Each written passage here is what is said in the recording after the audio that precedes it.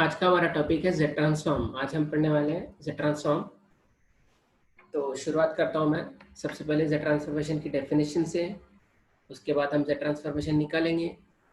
तो आपको बता दूं जेड ट्रांसफॉर्म 3 स्टेप में पढ़ा जाएगा। पहला स्टेप जो होगा आपका, पहले स्टेप में जब हम पढ़ेंगे तो पहला स्टेप होगा आपका कुछ फंक्शन के आपको जेड ट्रांसफॉर्म फाइंड करने पड़ेंगे, जिसको हम बाय डेफिनेशन से सॉल्व करेंगे। तो Z transformation by using definition. फिर हम सेकंड स्टेप में जाएंगे। तो सेकंड स्टेप में होगा आपके पास inverse of Z transform, Z inverse पढ़ेंगे। और थर्ड स्टेप में होगा इसका अप्लीकेशन। और अप्लीकेशन में पढ़ने वाले हम डिफरेंस इक्वेशन।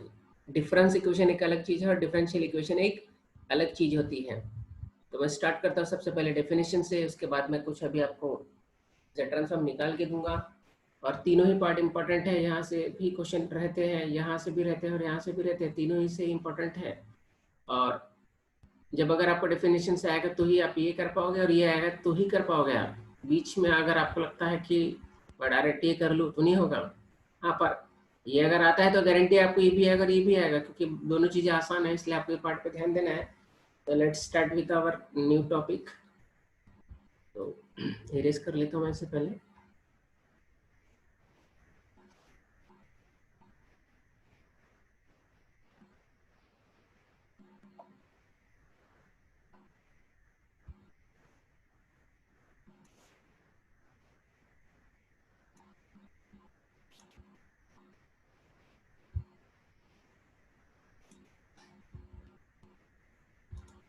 तो सबसे पहले हम डेफिनेशन लेते हैं, जैसे ट्रांसफॉर्म होता क्या है, उसके बाद हम एग्जाम्पल निकालेंगे। तो सबसे पहले आपको बता दूं, दो टाइप के फंक्शन होते हैं, एक होता है डिस्क्रीट और कंटिन्यूअस।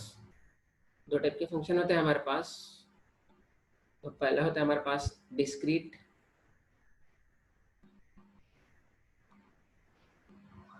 डिस्क्रीट और एक होगा आपके पास कंटिन्यूअस। अगर कंटिन्यूअस रहा तो उसका लाप्लास निकाला जाता है, और अगर वो डिस्क्रीट रहा तो हम उसका निकालते हैं जेड ट्रांसफॉर्म। तो ऑलरेडी आपने अगर फंक्शन कंटिन्यूअस रहा तो उसका आपने लाप्लास ट्रांसफॉर्म निकाला है, उसको पढ़ चुके हैं आप। अब हम पढ़ने वाले डिस्क्रीट के लिए। जब भी एफ एक्स आपका डिस्क्रीट रहेगा तो उसका जेड ट्रांसफॉर्म निकाला जाता है। तो आप डेफिनेशन लिखते हैं कि जेड ट्रांसफॉर्म होता क्या है। तो सिंपल है, जेड ट्रांसफॉर्म की डेफिनेशन आपके पास, definition of Z transformation. Z transform is defined and denoted by Z, Z operator, and it is given by Z of Fn, where Fn आपका कोई सीक्वेंस होगा equal to summation from n equal to 0 to infinity Fn Z raised to minus n, where Fn क्या होगा, वो function जिसकी आपको value निकालनी है, जिसका आपको Z ट्रांसफॉर्म निकालना है। तो आपको ये फॉर्मूला आपको याद रखना है अच्छे से। जितने भी हम जेड ट्रांसफॉर्म निकालने वाले हैं, इसी फॉर्मूले का यूज करके हम निकालने वाले हैं। तो चलिए मैं एग्जांपल से स्टार्ट करता हूँ। मैं फर्स्ट एग्जांपल लेता हूँ मैं। फाइंड जेड ट्रांसफॉर्मेशन ऑफ, हम निकालेंगे यहाँ पे find Z transformation of set T of constant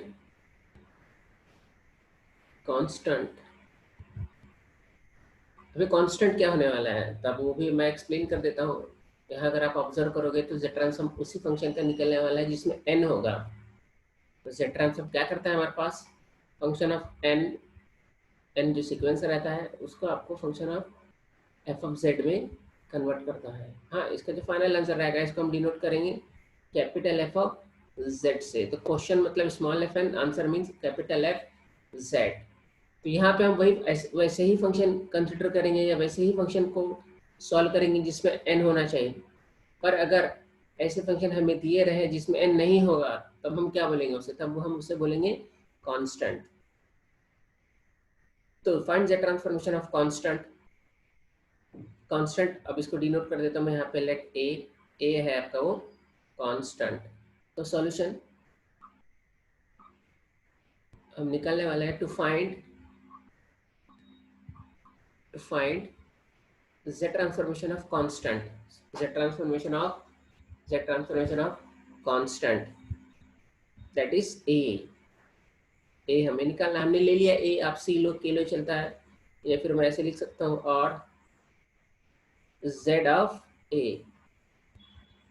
तो आपको सबसे पहले क्या करना पड़ता है, जिस चीज का भी आपको z निकालना है उसे हम fn नाम देते हैं। तो हमें किसका निकालना है यहाँ पे, a का, तो हम उसे डिनोट करेंगे या नाम देंगे लेट fn होगा आपके पास a। तो फर्स्ट में आपने पहचान लिया कि किसका आपको z ट्रांसफॉर्म निकालना है। उसके बाद ये जो फॉर्मूला है हमारे पास, ये जो फॉर्मूला हमने लिखा है इसके अंदर सब्स्टिट्यूट करेंगे। तो ना we know that z transformation of any function f of n is given by summation from n equal to 0 to infinity f of n z raised to minus n. Now substitute the value of f of n. Substitute the value of f of n.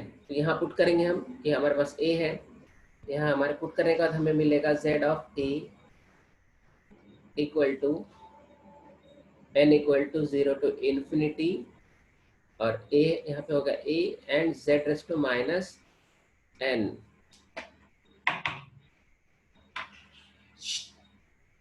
z raised to minus n अब आपने put कर दिया। अब उसके बाद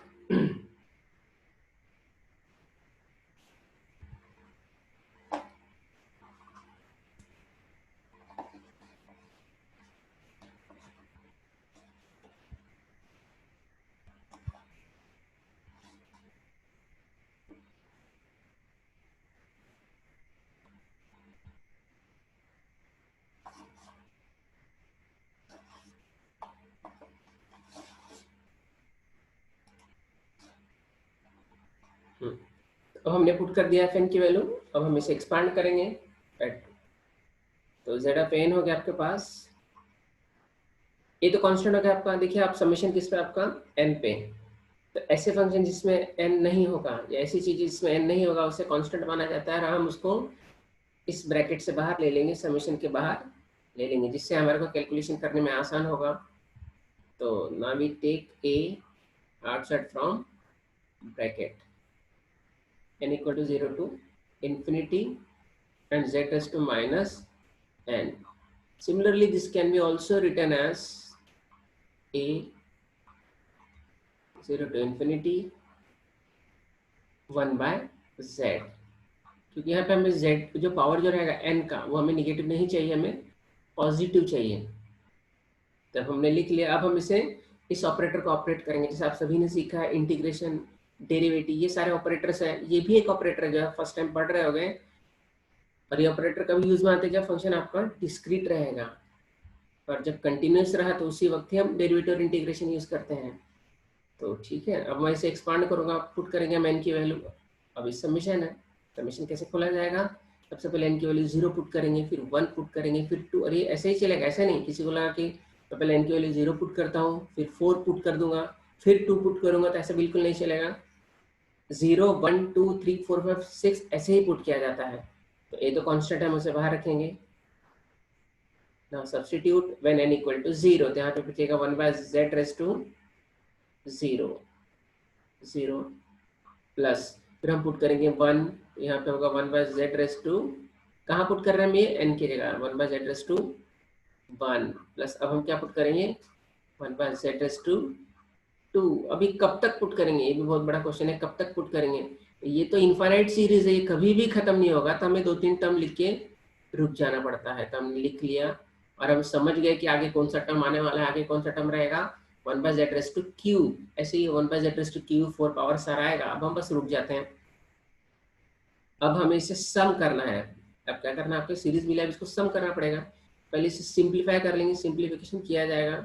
आप सभी को मालूम है 1 by z raised to 0 की वैल्यू होती है 1 प्लस, यहाँ पे हो गया आपके पास 1 by z प्लस, यहाँ पे एक बार दे देता हूँ मैं, तो 1 by z स्क्वायर प्लस, इसके नेक्स्ट टर्म होगा आपके पास 1 by z यहाँ पे होगा बस क्यू, एटलीस्ट 3 टर्म तो भी लिखना चाहिए, ज्यादा ज्यादा 5 लिखना पड़ता है, पूरा लिखते मत बैठो।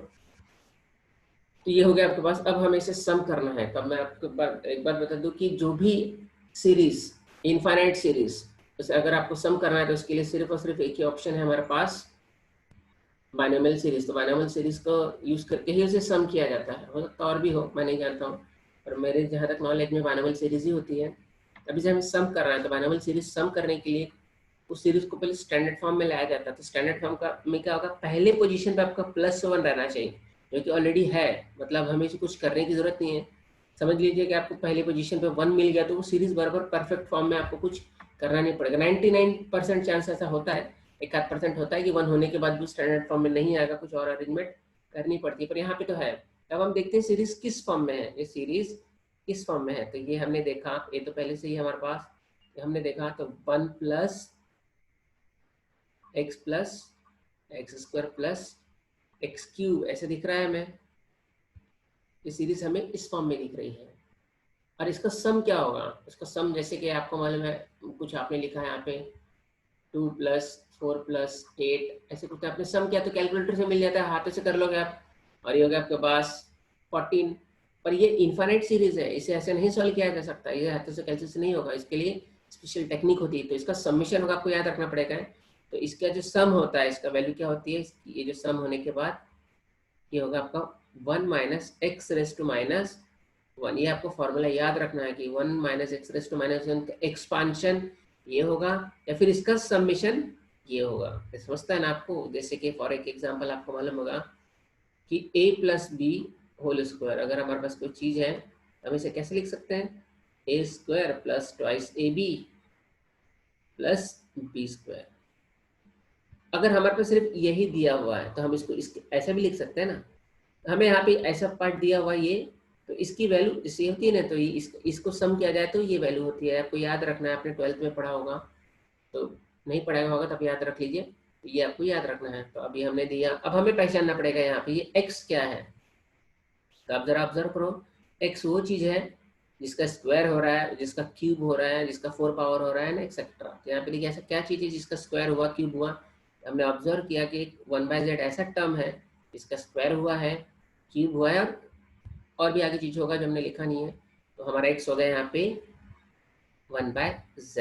therefore ये हो गया आपके पास। अब इसे हम सम कर लेंगे, 1 माइनस ये फॉर्मूला, ये जो है फॉर्मूला हम ये लगा रहे हैं, 1 - 1/z रेज टू -1, करेक्ट है। फिर यहाँ पे हो गया हमारे पास। अब इसे सिंप्लीफाई करेंगे तो आपको ये आता ही होगा सॉल्व करने। तो हम इसे क्या करेंगे, क्रॉस मल्टीप्लाई। तो z - 1 / z हो गया। अभी सॉल्व नहीं हुआ है।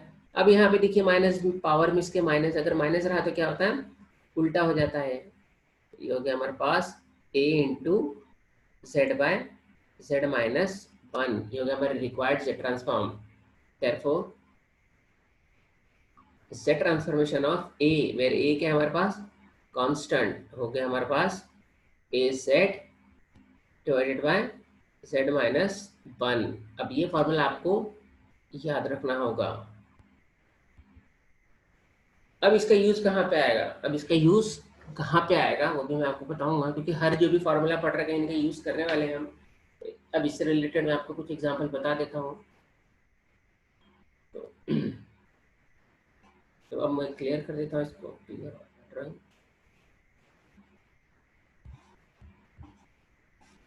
ठीक है, अभी हमने देखा यहाँ पे फॉर्मूला डिराइव किया z ऑफ कांस्टेंट। तो हमने यहाँ पे देखा z ऑफ कांस्टेंट हमने निकाला कांस्टेंट, और ये हो गया आपके पास c या फिर a लिखा तो भी चलता, हमने a = az divided by z - 1। Other than n ऐसा फंक्शन है, ऐसी चीजें जिसमें n नहीं होगा उसको हम कांस्टेंट कंसीडर करेंगे। अब फॉर एग्जांपल मैं इसी का फॉर्मूला का यूज करके बता देता हूँ। सपोज आपको निकालना होगा z ट्रांसफॉर्मेशन ऑफ 100। तो फिर से एक बार बता दूं कि z ट्रांसफॉर्मेशन उसी का निकलेगा जिसमें n होगा। तो फंक्शन ऑफ n, या फिर मैं समझ ला बता दूं कि n को आपको z में कन्वर्ट करना है बाय यूजिंग z ट्रांसफॉर्म। तो ऐसी चीजें जिसमें n होगा, फंक्शन ऑफ n रहने चाहिए। अब इसमें n तो नहीं दिख रहा, तो इसे क्या बोलेंगे हम, कांस्टेंट। तो कांस्टेंट का z ट्रांसफॉर्म तो ऑलरेडी आपने निकाल लिया है बाय डेफिनेशन से, तो अब आपको निकालने की जरूरत नहीं है। तो अब ये फॉर्मूला आप यूज कर सकते हो। तो देखो आप यहाँ पे की वैल्यू क्या होगी, 100, यहाँ पुट करो आप, जहाँ जहाँ पे है ये हमारे पास हो गया 100z divided by z minus 1। और एक एग्जांपल बताता हूँ मैं। सपोज हमारे पास ऐसा रहा साइन अल्फा, साइन अल्फा। अब इसका z ट्रांसफॉर्म क्या होगा, तो अब ऑब्जर्व करो इसमें भी n नहीं है, ये भी कांस्टेंट फंक्शन होगा। आप बोलोगे तो साइन n है, ये n अलग चीज है, ये तो साइन की स्पेलिंग है। यहाँ पे देखना पड़ेगा साइन अल्फा, तो साइन के एंगल में क्या आपका अल्फा n नहीं रहना चाहिए। तो आप बोलोगे सर यहाँ पे तो n है, आप ये कैसे बोल रहे हैं, नहीं ये n अलग चीज है, ये एंगल देखना पड़ेगा। तो ये हो गया कांस्टेंट। हाँ, अगर यहाँ पे लिखा रहता था साइन ऑफ n, जैसे लिखते हैं ना साइन x साइन n, तो ऐसे तो रहा रहता था आपका, तो ये तो n है ही नहीं, आपकी हो गया कांस्टेंट। जब भी कोई कांस्टेंट रहेगा तो हम ये फॉर्मूला यूज करेंगे। तो हेयर इक्वल क्या हो गया हमारे पास, साइन अल्फा, आप यहाँ पुट कर दो, ये मिलेगा हमें sine alpha into z by z minus 1। I hope आपको समझ में आया होगा, आसान है। एक फॉर्मूला आपने सीख लिया और उसके कुछ एग्जाम्पल भी आपने सॉल्व कर लिए। ऑल राइट, अब हम दूसरे फॉर्मूले पे जाएंगे। और आपको एक और बता दूं दूसरे फॉर्मूले जाने के पहले कि जब z ट्रांसफॉर्म पढ़ने वाले थे, यहाँ पे दो ही चीज का z ट्रांसफॉर्म पढ़ा जाएगा, और दो चीज में कंप्लीट है। ऐसा नहीं कि तीन क्यों नहीं पढ़ रहे, चार क्यों पढ़ रहे, हर चीज का एक मकसद है। तो z ट्रांसफॉर्म हम जिस चीज के लिए पढ़ रहे हैं हम आगे आपको मालूम चलेगा, तो उस चीज में दो चीजें ही रहती है खाली। तो यहाँ पे क्या चीजें रहने वाली है आपके पास, a रेस टू n, और दूसरी रहेगी आपके पास n रेस टू k। ये दो चीजें और इनका एक पॉसिबल कॉम्बिनेशन, तो ये a raise to n into के हो सकता है, n रेस टू k एक पॉसिबिलिटी। और k की वैल्यू आपकी मैक्सिमम 1 2 3 ऐसी ही रहेगी, 5 6 नहीं रहेगी, मैक्सिमम 1 2 ही रहती है।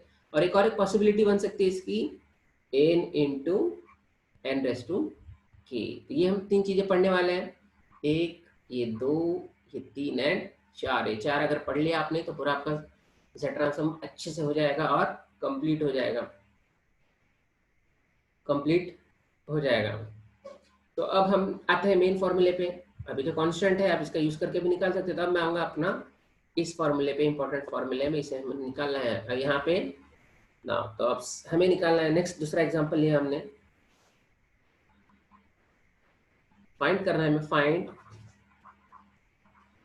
z transformation of z of a raise to n, where एक है आपका कांस्टेंट। अब ये आपका निगेटिव रह सकता है, अब पॉजिटिव रह सकता है, फ्रैक्शन रह सकता है, कुछ भी रह सकता है। और n तो फिक्स है, यहाँ पे n वेरिएबल है, तो इसे हम चेंज नहीं करने वाले हैं। तो नाउ वी नो दैट आपको जिसका भी आपको z ट्रांसफॉर्म निकालना है, आप उससे सबसे पहले आइडेंटिफाई करोगे, उसे fn लोगे, फॉर्मूले में पुट करोगे, एक्सपांड करोगे, होगा आपको रिक्वायर्ड आंसर। तो हमने ऑब्जर्व किया, हमें यहाँ पे जो निकालना है a रेस टू n का, हमें z ट्रांसफॉर्मेशन निकालना है। तो सॉल्यूशन, तो सबसे पहले हम नाम दे देते हैं let fn f of n या fn, एक ही बात है, f ऑफ n हमने लिया a रेस टू n। अब हमें इसे निकालना है z ट्रांसफॉर्म। तो अब z ट्रांसफॉर्म निकालने के लिए हम बाय डेफिनेशन से निकालेंगे, क्योंकि हम पहले स्टेप में ही है, अभी तो हमको इसका फॉर्मूला भी मालूम नहीं है, तो हम निकालेंगे बाय डेफिनेशन, और आपको डेफिनेशन भी मालूम है। तो now we know that z transform of any function f of n is defined and denoted by or given by z of fn is given by summation from n equals to 0 to infinity and f of n z raised to minus n। यहाँ पे एक बार देता हूँ मैं generally, ताकि 2 और z में आप कंफ्यूज ना हो जाओ। नहीं तो क्या होता है कि 2 भी हम वही लिख देते हैं, z भी वही लिख देते हैं। तो देखा था ऐसा कंडीशन आएगी कि 22, और कभी कभी क्या हम लेते 2z, ये हो गया। तो हम ही समझ नहीं पाते बाद में कि 22 है कि 2z है, इसलिए बेटर है कि आप z पे एक बार लगा दो, झंझट खत्म। नाउ सिंपल, आप जिस चीज का आपको z ट्रांसफॉर्म निकलना है, यहाँ पे हमें निकलना है an का, आप यहाँ पुट कर दीजिए और उसे एक्सपांड कीजिए। तो हम पुट करेंगे यहाँ पे हमारे फॉर्मूले में, तो हमारे पास निकालना है हमें an का, this is equivalent to n equals to 0 to infinity. fn हमने पुट किया, fn है हमारे पास a raise to n, z raise to minus n। तो जब भी आप एग्जांपल सॉल्व करो, चाहे डेरिवेटिव हो या इंटीग्रेशन हो या फिर ये हो, तो आप कभी भी याद रखें जितना सिंपल तरीके से हो जाए आपको सॉल्व करना है, जितना सिंपल तरीके से आपको। अब देखिए यहाँ पे फंक्शन ऑफ n है, यहाँ पे एक n दो n, तो मतलब आपको यहाँ भी पुट करना पड़ेगा, यहाँ भी पुट करना पड़ेगा, आपको दो दो बार पुट करना पड़ेगा। पर अगर आपने इसे ऐसा लिख दिया, अब ये सिमिलर चीज को मैं a raise to n z raise to n को मैं एक और तरीके से लिख सकता हूँ। ये a रेस टू n, ये निगेटिव है इसलिए नीचे में आ जाएगा z रेस टू माइनस ये n हो जाएगा। और आपको मालूम है पावर सेम है तो उसे भी कॉमन किया जाता है, तो इसको लिख सकते हैं हम a by z raise to n। तो instead of writing this we will write ये in this form, simplest form. तो हम इसे लिख देते हैं पहले n equal to 0 to infinity, और यहाँ पे होगा आपके पास a by z raise to minus raise to plus n रहेगा। अब हम उसे एक्सपांड करते हैं, जो जो चीज़ें हमने जो जो चीज़ें चाहिए जैसा फॉर्म चाहिए हमने लेके आ गए हैं।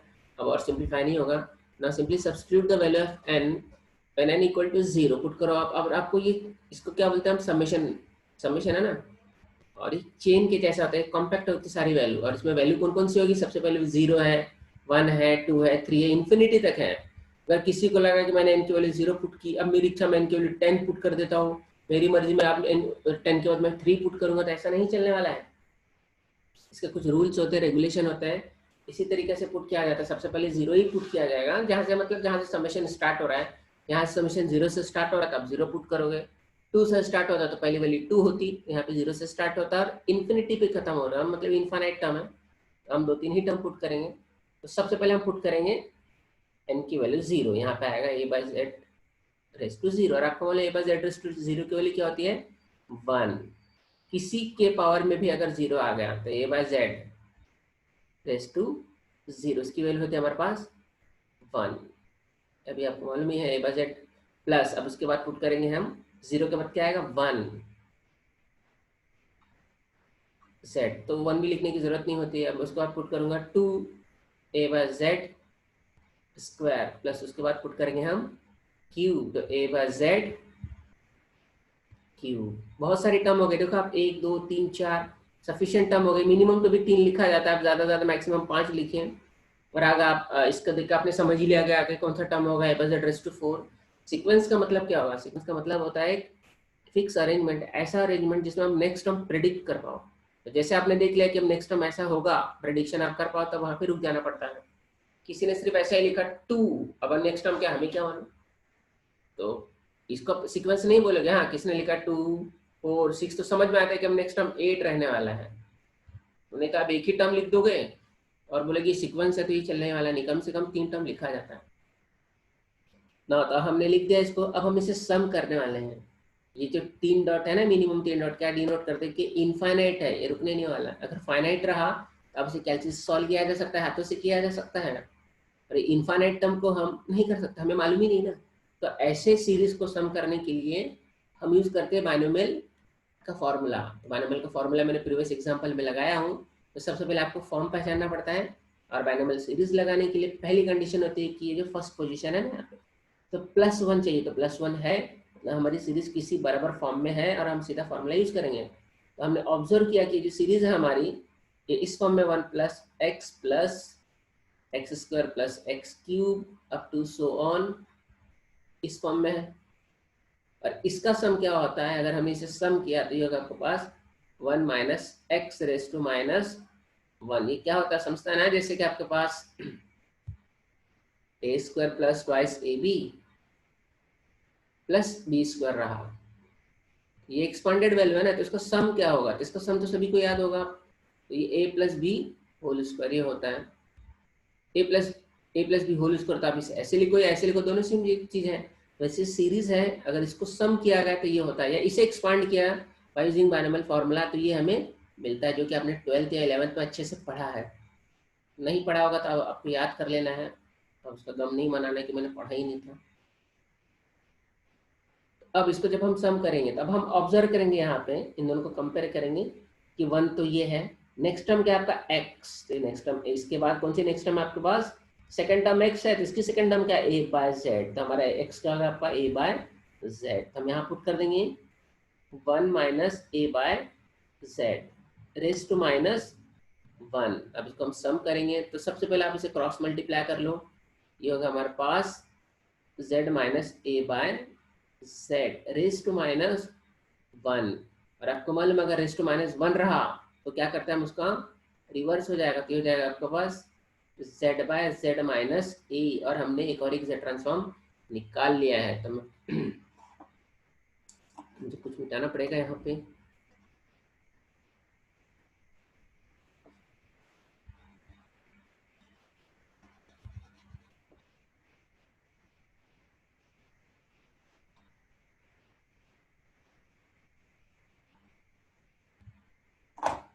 तो फाइनली हमने सक्सेसफुली z ट्रांसफॉर्म निकाला इसका, तो मैं इसे लिखूंगा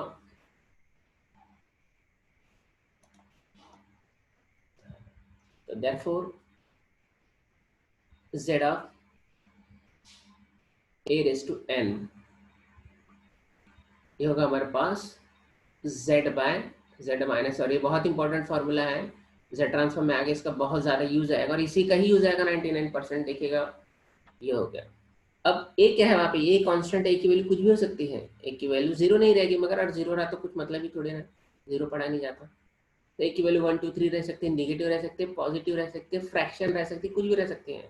ऐसा कोई इसमें बंधन नहीं है, कोई रिस्ट्रिक्शन नहीं कि ए मस्ट बी पॉजिटिव निगेटिव, इसलिए कुछ लिखा नहीं है। तो अब इसका यूज कहाँ पे होगा, सपोज हमें फाइंड करना रहा, for example that is, for example हमें निकालना रहा z transformation of 2 raise to n।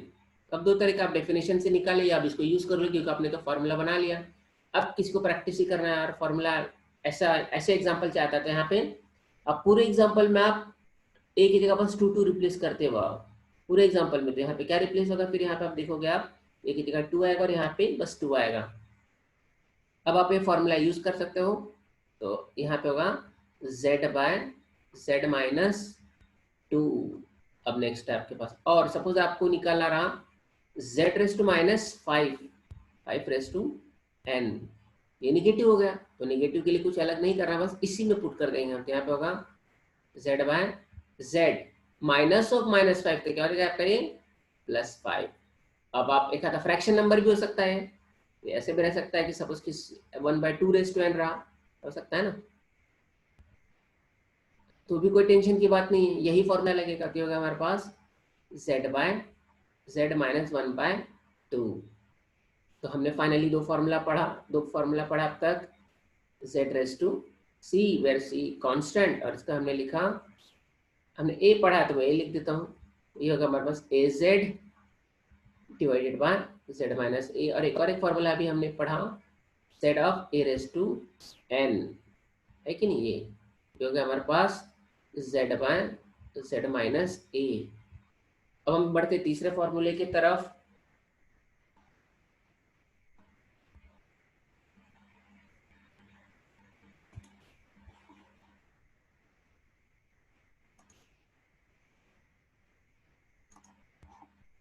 हाँ, तो अब तो जैसे कि मैंने बताया यहाँ पे जेड ट्रांसफॉर्म में दो तीन चीजें की स्टडी की जाती है, एक होता है आपका ए रेस टू एन, एन होगा और इनका कॉम्बिनेशन होगा, और इन दोनों का कॉम्बिनेशन, राइट, है कि नहीं। तो एन को स्टडी सेपरेट करो या फिर आप a n into A raise to a n करो, तो भी एक ही आंसर आएगा। मैं इसको एक साथ बताऊंगा, अलग नहीं बताऊंगा, कि सपोज मैंने ए की जगह अगर 1 पुट किया तो एन ही हो जाएगा ना। अगर सपोज यहाँ पे ए की जगह अगर 1 पुट किया गया तो 1 रेस टू एन 1 ही होगा, तो आपको यही हो जाएगा। अब हम नेक्स्ट में निकालेंगे, सिंगल एन निकालने के बजाय मैं इसका निकालता हूँ। तो अब हम निकालेंगे, आप नेक्स्ट एग्जांपल हमारे पास, हमें फाइंड करना है z transformation of a raise to n into n, या फिर किसी ने इसे ऐसा लिखा z of n into a raise to n, तो भी कोई प्रॉब्लम नहीं है, सेम आंसर ही आएगा। तो अब यहाँ पे कॉम्बिनेशन का आ गया, बहुत आसान है। अब देखो आप जरा, अगर आपने यहाँ पे a की जगह 1 पुट किया तो 1 रेस टू n हो जाएगा, है कि नहीं, और 1 रेस टू n की वैल्यू 1 ही होती है, क्योंकि आप 1 के पावर में 100 भी डाल दो तो 1 ही होगा, तो 1 पे कुछ असर नहीं पड़ता है। तो n into A raise to N हम पढ़ लेंगे, बाद में अगर हमें सिर्फ n का निकालना रहा तो a की जगह 1 पुट कर देंगे तो हमें n का मिल जाएगा। सपोज हमें n raise to 2 raise to n निकालना रहा था की वैल्यू 2 पुट कर देंगे तो हमें जनरल फॉर्मूला पढ़ने वाले हैं। इसका यूज करके हम n भी निकाल पाएंगे, पर n का यूज करके हम इसको नहीं निकाल पाएंगे, इसलिए हम ये पढ़ रहा हूँ मैं। तो सॉल्यूशन, तो जैसे कि आपने देखा सॉल्यूशन में दो एग्जांपल ये है जिसमें अगर हमें z ट्रांसफॉर्म निकालना रहा तो सबसे पहले हम fn पहचान लेते हैं कि हमें किसका निकालना था। यहाँ पे इन दोनों का निकालना है हमें, तो लेट fn हम ले लेते हैं। यहाँ पे fn होगा हमारे पास, fn हो गया हमारे पास यहाँ पे a raise to n into n। अब इसके बाद क्या करना पड़ेगा, हमें z ट्रांसफॉर्मेशन के फॉर्मूले में हमें पुट करना है। और आपको मालूम है कि z ट्रांसफॉर्मेशन का फॉर्मूला होता है z of fn into z of fn की वैल्यू होगी आपके पास summation from n equal to 0 to infinity fn z raise to minus n। आप सब्स्टिट्यूट करो आप fn की वैल्यू, तो यहाँ पे होगा हमारे पास z of an into n equal to n equal to 0 to infinity. fn है हमारे पास यहाँ पे n इंटू an, ऑलरेडी पहले से z raise to minus n है, हो गया। अब हमें क्या करना है इसको, उसके बाद देखना कोई कांस्टेंट चीजें है क्या, तो हम इसे बाहर ले लेंगे क्योंकि समेशन इसमें यहाँ पे n पे है। आपको मेरी बात हमेशा याद रखना है कि डेरिवेटिव इंटीग्रेशन है मैथ्स में कुछ भी चीज हो, कांस्टेंट चीजें बाहर ले लीजिए, ज्यादा इजीली हो जाएगा। तो यहाँ पे देखिए अब कांस्टेंट क्या होगा, ऐसा टर्म जिसमें n नहीं हो, तो ये तो खुद ही n है, इसके पावर में भी n और इसमें भी n है, मतलब तीनों ही मेन वेरिएबल है, तीनों को ही किसी को बाहर नहीं निकाला जा सकता। अब हम थोड़ा सिंप्लीफाई कर लेते हैं, तो यहाँ पे देखिए पावर में दोनों के पावर में n है, तो हम इसे एक बना लेते हैं। तो हम इसे ऐसे लिख सकते हैं, this can also be written as n equals to 0 to infinity n, तो n यहाँ पे लिख दूंगा मैं a by z raise to minus n। और इसके प्रीवियस एग्जांपल में हमने देखा था इसे कैसे बनाया। अब हम इसे हम एक्सपांड करना स्टार्ट करेंगे, तो सबसे पहले 0 पुट किया जाएगा। जब 0 पुट करोगे तो क्या आपको 0 इंटू एनीथिंग 0 होगा, आप को 0 लिखने की जरूरत नहीं है, छोड़ दीजिए। अब उसके बाद 1 पुट करेंगे हम, तो यहाँ पर आएगा 1 और पावर में 1, यहाँ पे होगा a बाय z प्लस 1 में पावर भी लिखने की, पावर में 1 भी लिखने की जरूरत नहीं। तो उसके बाद हम पुट करेंगे 2, तो 2 होगा आपके पास फिर a by z square plus फिर हम पुट करेंगे 3, जहां जहां पे ना वहां पे 3 पुट करना होगा आपके पास a बाय z क्यूब। कितना टर्म होगा 1 2 3, तो कम से कम तो भी 3 तो लिखा जाता है, पर और लिख देता हूँ मैं 4 इंटू a बाय z, ज्यादा से ज्यादा 5 लिखिए, नहीं तो क्या होगा लिखते लिखते टाइम खत्म हो जाएगा। ये हो गया सफिशिएंट है इतना। अब ये हो गया, ये हो गई ये 4 डॉट क्या डिनोट करता है, इनफाइनाइट सीरीज। एक बार 3 डॉट आ गया कि फिर आपको हो गया। आपने देखा होगा पिक्चर में, जैसे ही वो डॉक्टर ने बोला 3 4 डॉट आ गया उसकी मशीन में, भी बोलता भाई माफ कर दो हमारे बस के बाहर हो गया। वैसे ही 3 डॉट हो गया, समझ लेना हमारे बस के बाहर की बात है, हम इसे सम नहीं कर पाएंगे। तो इसे सम कौन करेगा फिर, तो इसको सम करने के लिए बाइनोमियल सीरीज है उसका यूज किया जाएगा। हाँ, तो बाइनोमियल सीरीज में लाने के लिए, बाइनोमियल सीरीज लगाने के लिए वो किसी पर्टिकुलर फॉर्म में होना चाहिए, और उस फॉर्म का एक फर्स्ट रूल है कि यहाँ पे 1 होना चाहिए। तो आंख बंद करके आपको यहाँ का जो भी चीज होगा उसको कॉमन निकाल देना है। Suppose minus a by Z रहा था तो पूरा निकालेंगे, हमें यहाँ पे पहले पोजीशन पे +1 चाहिए रहता है, तो यहाँ पे हम a बाय जेड कॉमन ले लेंगे, a बाय जेड हम कॉमन ले लेंगे। या फिर आप बोला डिवाइड कर दिया आपने, डिवाइड एंड मल्टीप्लाई, यहाँ पे होगा 1 प्लस ट्वाइस पहले से ही मौजूद है यहाँ पे, तो a बाय जेड, यहाँ पे 2 टर्म है तो सिर्फ एक टर्म बचेगी, यहाँ पे 3 है, यहाँ पे 3 टर्म है आपके पास, तो 2 टर्म आप एक कम निकालोगे तो आपको बचेगा 2 टर्म प्लस 4 इंटू यहाँ पर रहेगा आपका a बाय जेड क्यूब। बस हो गया आपके पास, सफिशिएंट है। अब इसको सॉल्व करेंगे हम। अब हम देखेंगे किस फॉर्म में है, ये फॉर्म आपको याद रखना है, सारी चीज़ें तो हमें याद नहीं रहती हैं। ये रहेगा, ये हमारा जो फॉर्म है, ये इस फॉर्म में हमने देखा, हमने ये 1 + 2x + 3x square plus 4x cube, इस फॉर्म में आ गया हमारे पास। इसका समेशन क्या होगा, मतलब इसको अगर सम किया तो क्या होगा, तो इसकी वैल्यू होगी 1 - x। जितने भी बाइनोमियल सीरीज है ऐसे ही आते हैं, बस पावर बदलता है। तो अगर यहाँ पे देखो 1 है और अगर इसके पावर में क्या दिख रहा है आपकी, ये बाजू में क्या दिख रहा है 2, तो याद रखें यहाँ पे -2 रहेगा। जो दूसरा जो टर्म होता है ना वो डिनोट कर देता है, इंडिकेट कर देता है कि उसके पावर में क्या रहेगा। सपोज यहाँ पे 3 रहा रहता तो हमने -3 लिखा रहता था। अब तो ये देख लिया हमने। अब हमें अब हाँ और एक बात, उसके बाजू में क्या आपका a/z, तो x मतलब क्या है उसके बाजू में ना, या फिर वो टर्म देखिए जिसका स्क्वायर हो रहा है, क्यूब हो रहा है, तो यहाँ पे a/z है ना, यहाँ पे x की वैल्यू होगी हमारे पास a/z। तो इसके बाद में लिख रहा हूँ यहाँ पे, थोड़ा मिटा देता हूँ पहले मैं।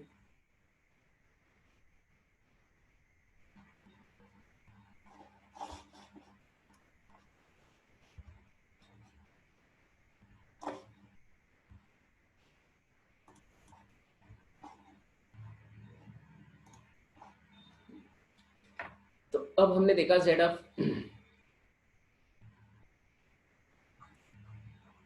n इंटू an में देखा, इसकी वैल्यू निकल गई हमारे पास। ये देखो तो a/z तो ऑलरेडी पहले से यहाँ पे, तो a/z और जब इसको सॉल्व करेंगे तो ये मिलेगा हमें 1 माइनस a/z रेज टू -2। अब इसे और सिंप्लीफाई करना पड़ेगा अपने को, a/z इसको क्रॉस मल्टीप्लाई किया जाएगा तो होगा आपके पास z - a divided by z raise to -2। और आपको पल में होगा अगर पावर में माइनस रहा तो क्या हो जाता है, उल्टा हो जाता है, रिवर्स हो जाता है या फिर इनवर्स हो जाएगा आपका a/z, और उल्टा हो जाएगा तो होगा z/z - a स्क्वायर, पॉजिटिव हो गया वो। अब यहाँ पे देखिए दो टर्म है यहाँ पे, तो ये एक z से कैंसिल होगा, ये बचेगा हमारे पास az। ये क्या किया हमने, a/z इंटू, तो यहाँ पे बेस से पावर सेपरेट करो आप, तो होगा z² divided by z - a whole square. अब ये यहाँ पे 2 z और यहाँ पे 1 z, तो ये एक से कैंसिल, तो यहाँ बचेगा हमारे पास az z -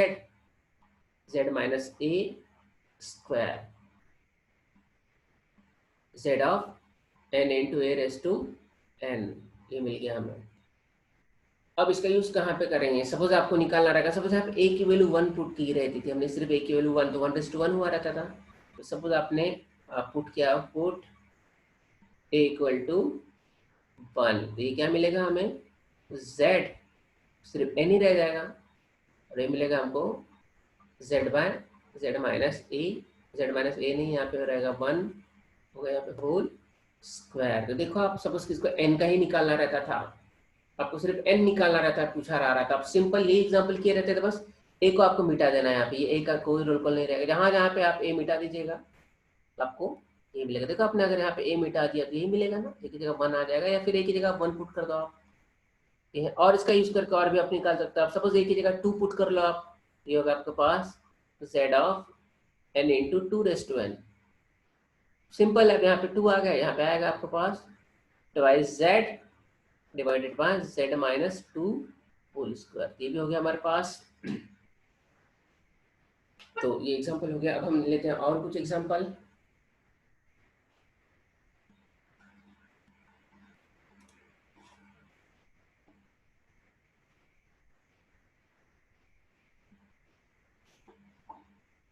तो फिर हमने आज देखा, अभी देखा हमने कितने निकाल लिए, हमने a⁻n निकाल लिया, और n भी निकाल लिया, n बोलेंगे तो भी चलेगा, या फिर n इंटू n ये हो गया, और n इंटू n भी हमने निकाल लिया, ये भी हो गया, और k भी निकाला था हमने, कांस्टेंट की वैल्यू निकाली थी c की। अब कुछ और आगे बढ़ते हैं, तो अब हम निकालेंगे नेक्स्ट स्टेप में, और ऐसे बहुत सारे एग्जांपल है डेफिनेशन वाले। अब हम निकालते हैं, नेक्स्ट एग्जांपल लेता हूं मैं, फाइंड करना है हमें, find z transformation of a⁻n by n factorial. n factorial है, मिटा ही देता हूँ इसे, ये हमारे पास n फैक्टोरियल है।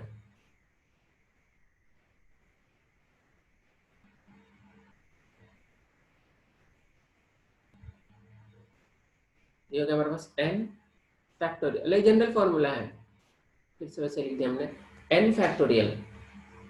अब एक ही जगह 1 2 3 कुछ भी रह सकती है, अब एक ही जगह 1 2 3, फॉर एग्जांपल सपोज आपने यहाँ पे एक ही जगह 1 पुट किया था, हमें क्या मिलेगा 1 by n फैक्टोरियल, तो ये भी एक नया एग्जांपल क्रिएट हो जाएगा। अगर आपको यह आता है तो बस एक ही जगह 1 पुट कर दीजिए। सपोज आपने एक ही जगह 2 पुट किया तो 2 raise to n divided by n factorial हो जाएगा। तो इसका यूज करके ऐसे बहुत सारे एग्जांपल के आंसर निकाले जा सकते हैं। तो ये जनरल फार्मूला हो गया, जनरलाइज फार्मूला। तो अगर ये मैंने निकाल दिया तो आप ये भी निकाल पाओगे, आप ये भी निकाल पाओगे, ऐसे एक ही वैल्यू बदलते जाए और निकलता जाएगा। तो बहुत सिंपल है। तो सॉल्यूशन, तो सबसे पहले आपको पहचानना पड़ता है, जिसका आपको याद होगा कि Fn क्या होगा, जिसका हमें z ट्रांसफॉर्म निकालना है। तो here we have to find out z transformation of a raised to n by n factorial. तो लेट Fn होगा हमारे पास, हमें नाम देना पड़ता है a raised to n by n factorial. ना अब इसका हमें z ट्रांसफॉर्म निकालना, आप क्या करेंगे, हम इससे हम जो z का जो मेन फॉर्मूला है उसे पुट किया जाएगा और सम कैलकुलेशन परफॉर्म करेंगे। उसके बाद जो आंसर आएगा which is nothing but the required answer of z transform of this function. Now we know that z transformation of z of fn हो गया हमारे पास n equal to 0 to infinity fn z raised to minus n।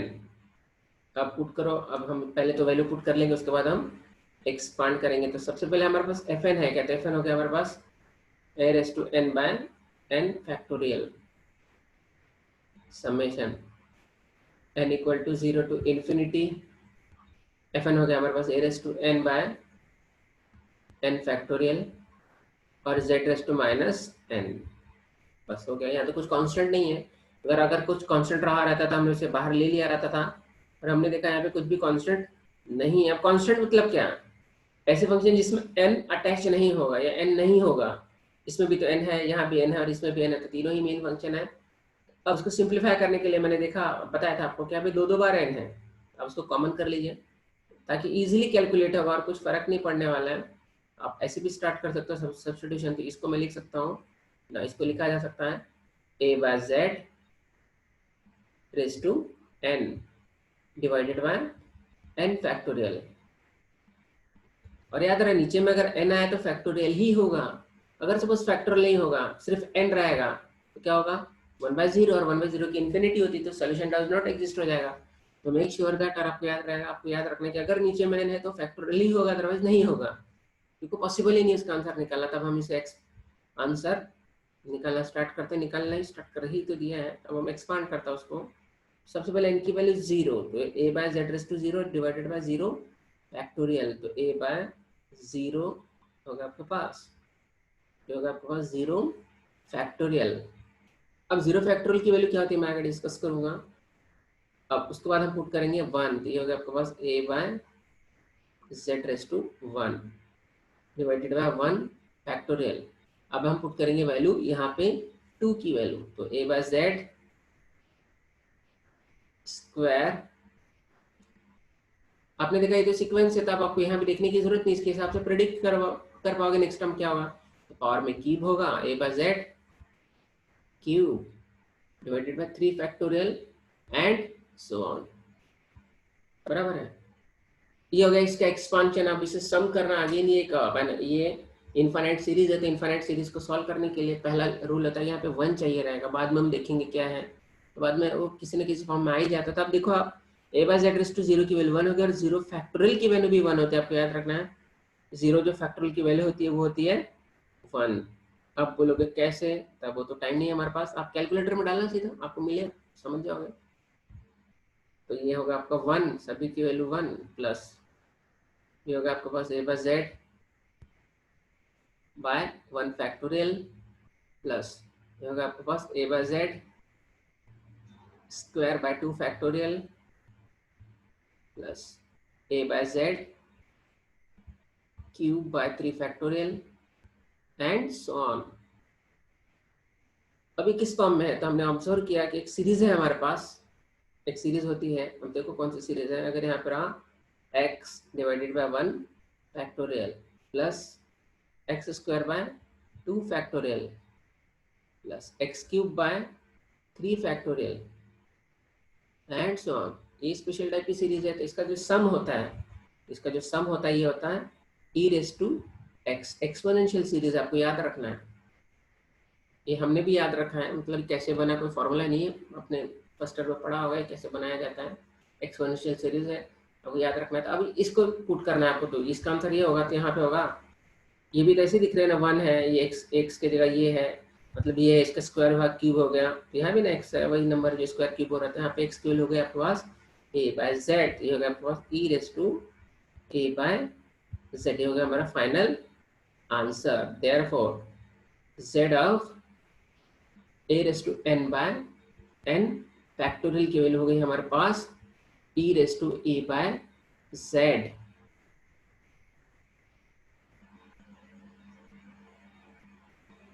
अब इसका use कहाँ कहाँ पर करोगे आप, मतलब इससे रिलेटेड कैसे एग्जाम्पल पूछे जाएंगे।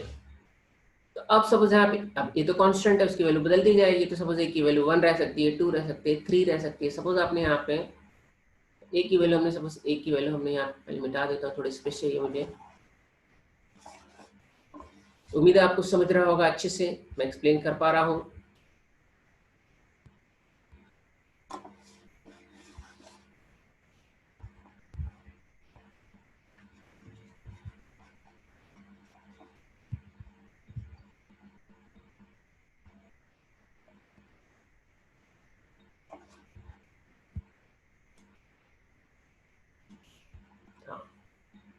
अब यहाँ पे यूज कहाँ पे आ गए, फॉर्मूला तो हमने बना लिया, अब इसका यूज करके आप कितनी सारी चीजें निकाल सकते हो। सपोज आपको निकालना रहेगा Z raise to 1 by N factorial, ठीक है, अब इससे भी निकल जाएगा। अब आपके लिए नया एग्जांपल नहीं, ये तो एग्जांपल है ना जहाँ पे ए की वैल्यू 1 पुट करोगे, क्योंकि आपको मालूम है 1 रेस टू एन की वैल्यू 1 ही होती है कि नहीं। सपोज 1 रेस टू 4, तो क्या कुछ और होती है क्या, 1 रेस टू 1 ही रहती है। तो 1 के पावर में कुछ भी उसका कुछ फर्क नहीं पड़ता, तो एन के पावर में रहने का कोई मतलब ही नहीं है, ऐसा सही हो गया ना। तो इसी का यूज करके तो क्या हो गया यहाँ पे 1 बाय जेड, तो सेम ऐसा प्रोसीजर करा, बस एक ही जगह 1। सपोज यहाँ पे एक ही जगह आपने 2 पुट किया रहता था, सपोज हमने यहाँ पे एक ही जगह 2 पुट कर दिया रहता था यहाँ पे, तो ये क्या होगा आपके पास z by 2 raise to n divided by n factorial, और ये होगा आपके पास, यही का आंसर है आपका, ये जो फॉर्मूला उसे पुट करेंगे, एक ही जगह 2 कट कर देना, तो ये होगा e raise to 2 by z। आप डेफिनेशन से निकाल के दे सकते हैं ऐसे एक्सपांड करके, बस यही आंसर आएगा, ये हो गया हमारा आंसर। अब मैं एक और एक एग्जांपल लेता हूँ, तो फिर आज जो होगा हमारा पूरा डेफिनेशन पे अच्छे से हो जाएगा। डेफिनेशन के बहुत सारे लिए हमने, एक और एक एग्जांपल जिससे और कमांड आ जाएगा आपको, आप ध्यान से समझिए। उसके बाद जो नेक्स्ट होगा हमारा बाय यूजिंग प्रॉपर्टीज, ठीक है, मैं इसे मिटा रहा हूँ सभी।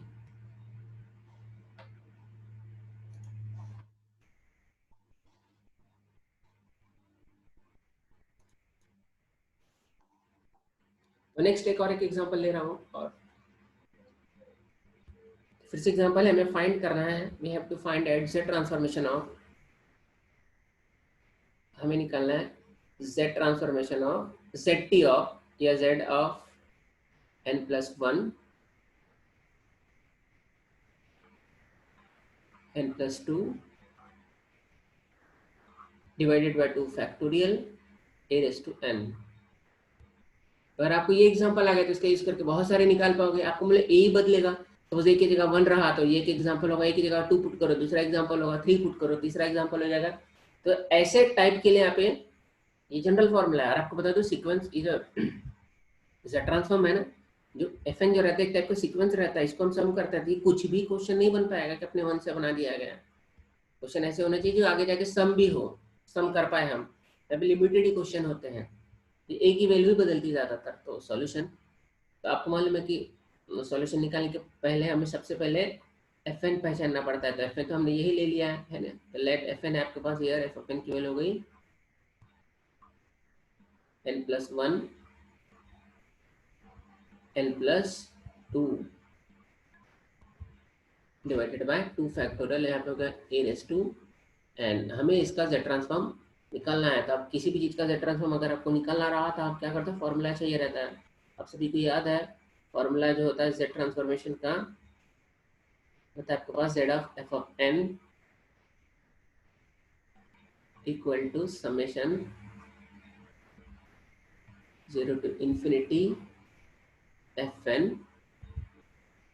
z raise to minus n। यहाँ पे एक ब्रैकेट दे देता हूँ मैं अब एफ एन की वैल्यू पुट कर दो आप, एफ एन की वैल्यू ये सारी चीजें हैं। तो z ऑफ एफ एन हो गया हमारे पास n+1 n+2 divided by 2 factorial a raised to n.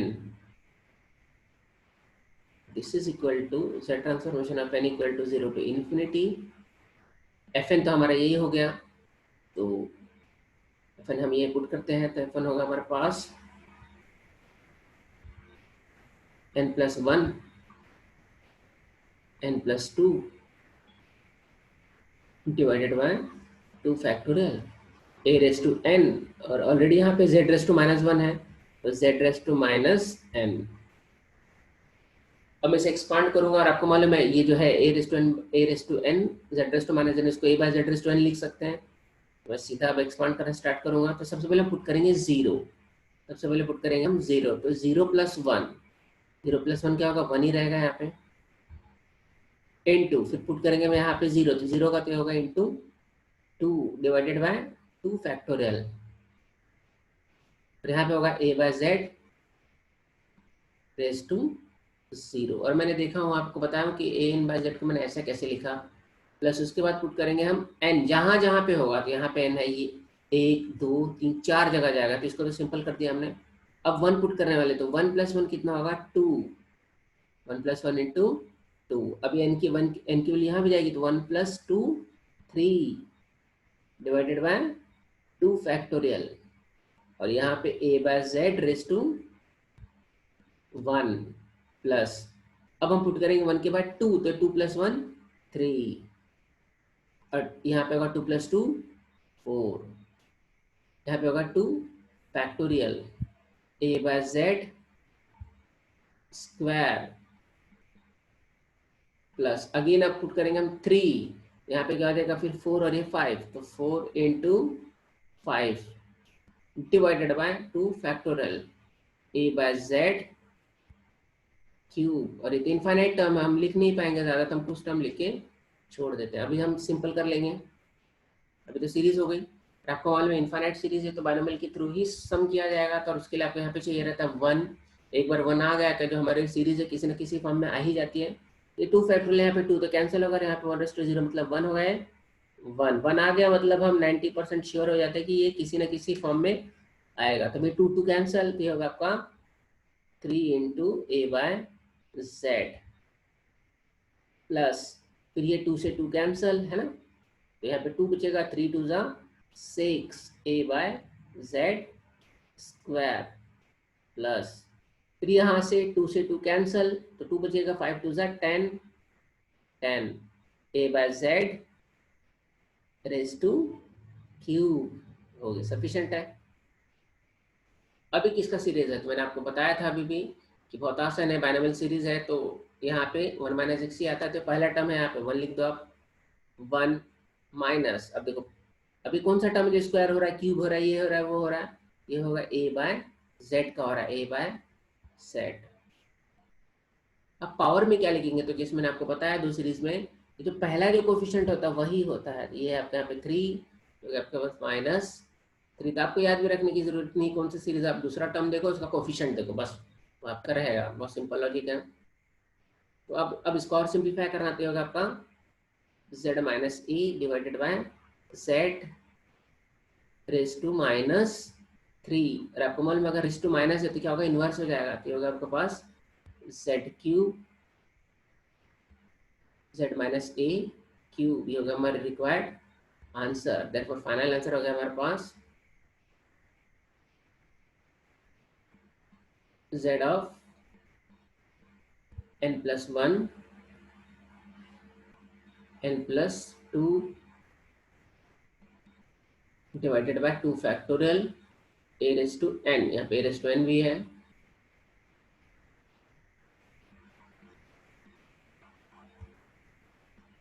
z cube z minus a cube.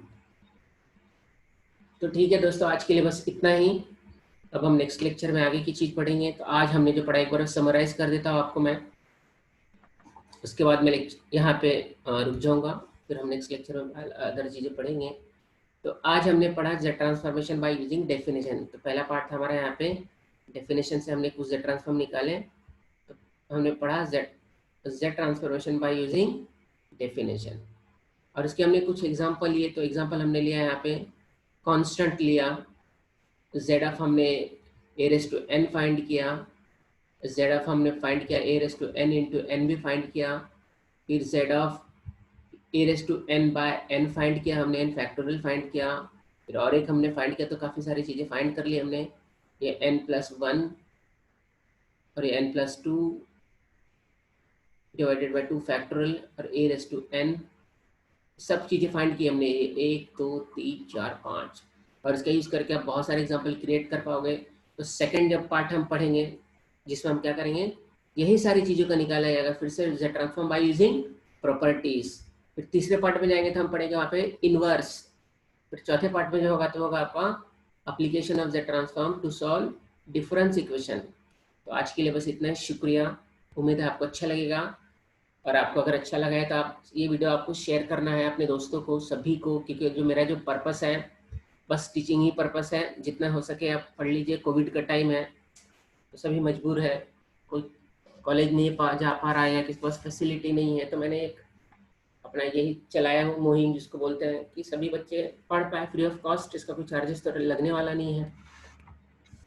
और आपको लगता है कि कोई और टॉपिक पढ़ना है तो आप मुझे मैसेज कर सकते हो। मेरा जो चैनल है उस पर बता दीजिएगा सर इस पर टॉपिक बनाइए, मैं सभी पे बनाने वाला हूँ। जो मेरा मैथमेटिक्स होगा तो शुरू से 5वीं से लेके तो पूरा ग्रेजुएशन तक होगा, गेट का होगा, इसमें कॉम्पिटिटिव एग्जाम का होगा, CRT का होगा, स्टैटिस्टिक्स से रिलेटेड होगा, सभी चीज़ें का वीडियो इसमें अवेलेबल कराया जाएगा, वो भी फ्री ऑफ कॉस्ट है। इसको आप लिए कुछ करना नहीं है, कुछ पे नहीं करना है, बस आपको ये करना है कि आपको शेयर करना है, सब्सक्राइब करना है, ताकि नए वीडियोस आपको मिले और आप देख पाओ। आप कम से कम आप नहीं देखो तो जिसे ज़रूरत है वो कर ले, क्योंकि आज ज़रूरतमंद है बहुत सारे लोग।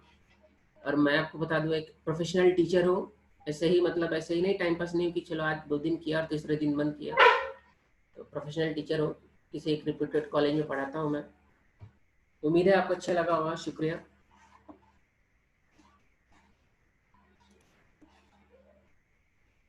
यही हूँ मैं।